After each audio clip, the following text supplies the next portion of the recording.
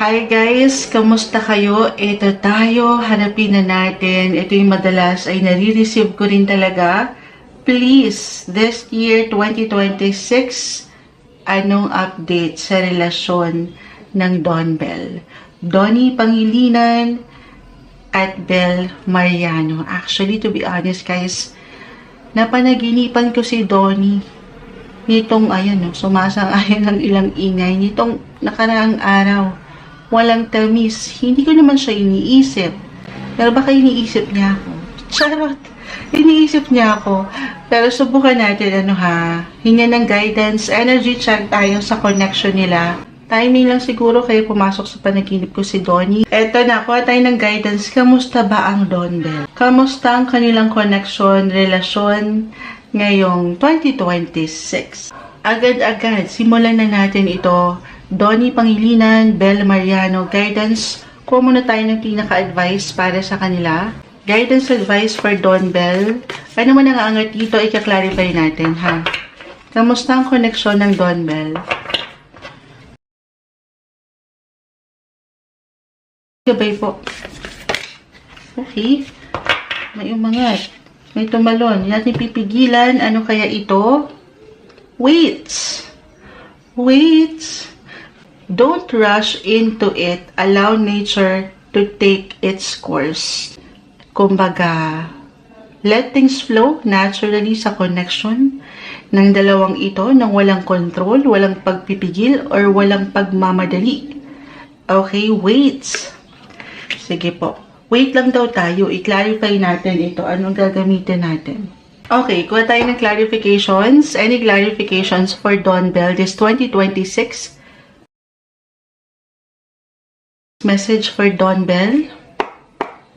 Ano kailangan nating marinig? Ano nga asahan? Okay, add pa tayo. Agad-agad, Okay. So, medyo yung pagkaseryoso. Wait!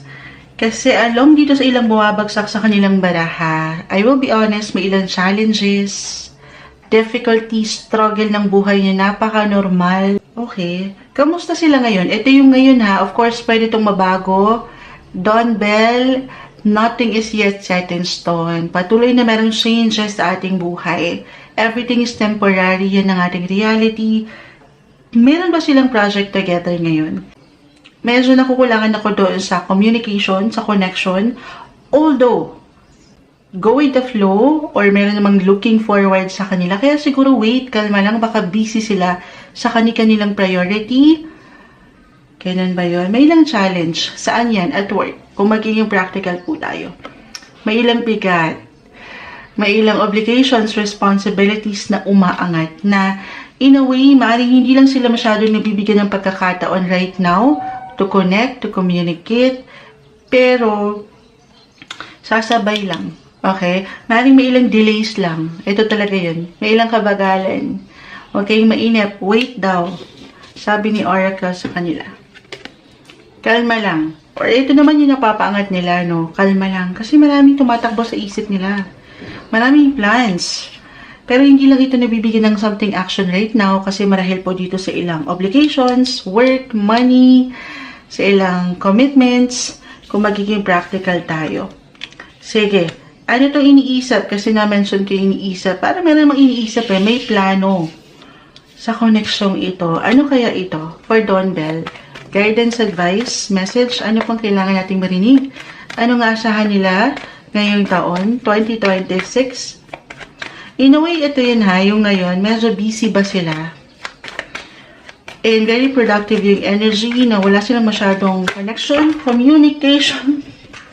Sandali Ito kukunin natin, pinakadalawa, Mercury, communication. Mercury is all about communication, connection. Si Bell, planet ruler ni Bell as a Gemini is si Mercury. Siya na to.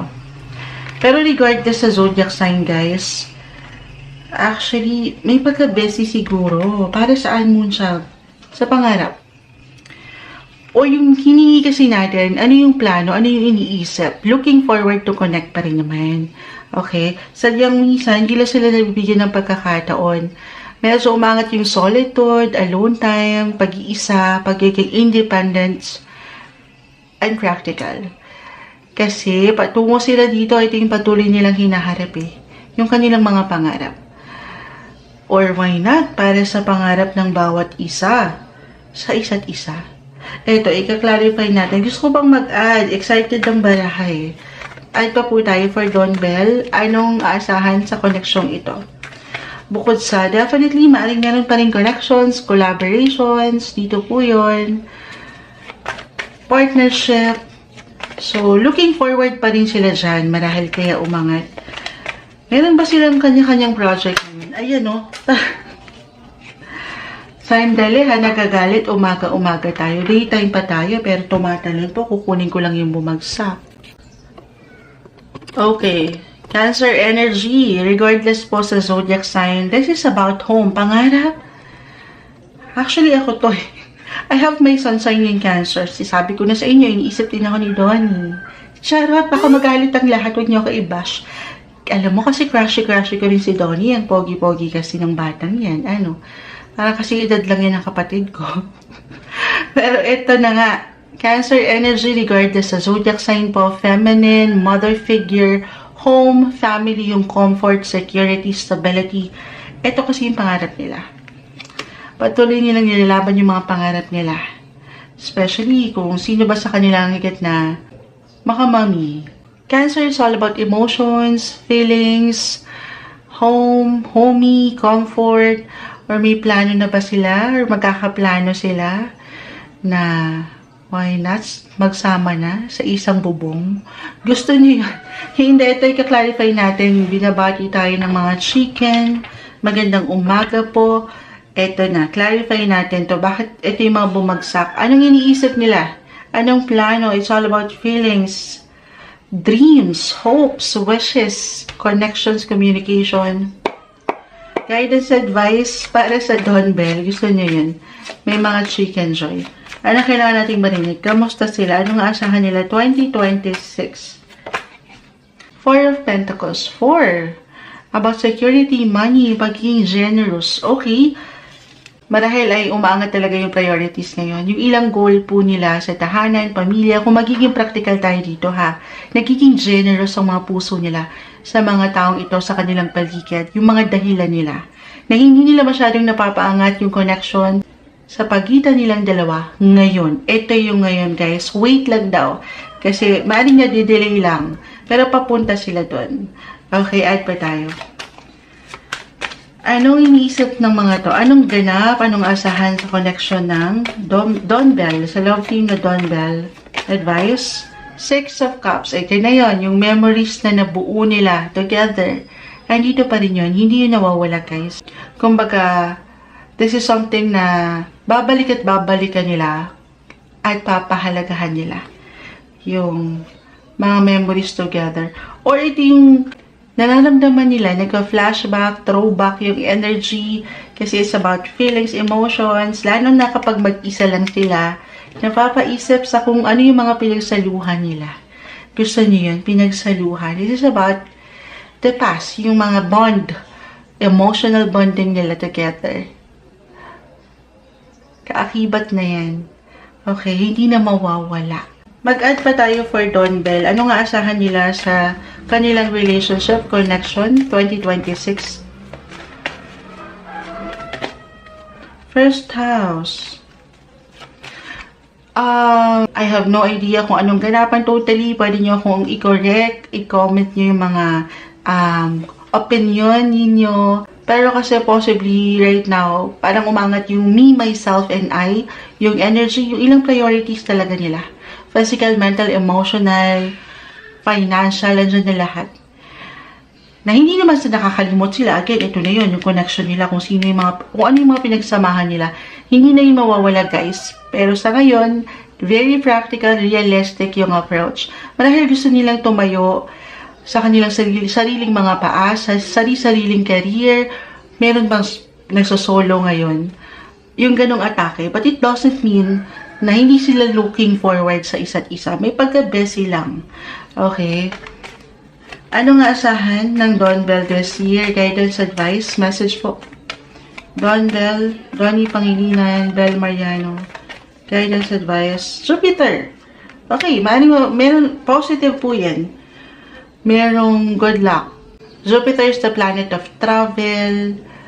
Meron ba? Baka makapag-travel sila together. Mabibigyan po sila at mabibigyan ng pagkakataon to connect ulit, to collaborate. Andito na rin tayo, Jupiter. Jupiter will enter. Si Donnie po has his sun sign in Aquarius. Aquarius, mag-highlight kasi this year, especially second half until next year yan, 2027. Second half of 2026 to 2027, ang kanilang mga 7th house. Jupiter will enter Donnie Pangilinan's 7th house of relationship, partnership. So, maring may pagkaseryoso siya. Maring hatakin siya ng kanyang isipan at puso sa relasyon. Or, connected din po sa business. May ilang business po ba? For sure, si Donnie, merong something luck siya dyan ngayong taon until next year. Kung ngayon patuloy ang biyaya, maaring mas maramdaman niya yung blessing ng taas sa ilang sektor na yan, aking nabanggit, especially sa relasyon din. Ito pwedeng kusang ihain ng taas or pwedeng maramdaman niya rin po. Why not? Baka kumonekta, may connection na mabuo ulit sa pagitan nilang dalawa ni Belle anytime soon. Pagdating naman kay Belle, nandito siya ngayon sa Jupiter sa kanyang 3rd house, Mercury. 3rd house, siya na mismo ito, natural placement ni Gemini. Gemini is in the 3rd house. Ang planet ruler is si Mercury. It's all about communication, connections, collaboration, partnership. Pasok na rin natin. Transportation, travel din po yan. So, ang daming ganap. May something luck sa part na yan. So, maring may travel din together ang dalawang ito. Kahit short trips lang. Yes, para magkamustahan or talagang may collaboration, partnership, bagong project together this year kung magiging practical po tayo. Okay, so busy and productive ang dalawang ito, guys. Sige, kuha na lang tayo ng advice, add pa tayo.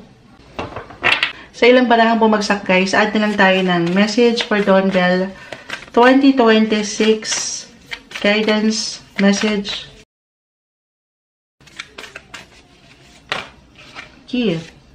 Commitment, na kanina ko pa na-mention, manifestation.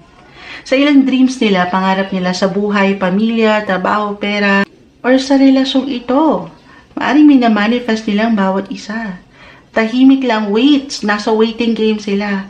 Pinagkakatiwalaan ng proseso. Ito yung pinaka-advice. Tiwala lang, trust the process, sa sarili, sa bawat isa, sa koneksyong ito, at higit sa kanya. Siyempre, hindi lang tayo magmamanifest ha, Don Bell, sa kanilang relasyon, sa mga tala, or sa universe, pero samahan natin ng dasal.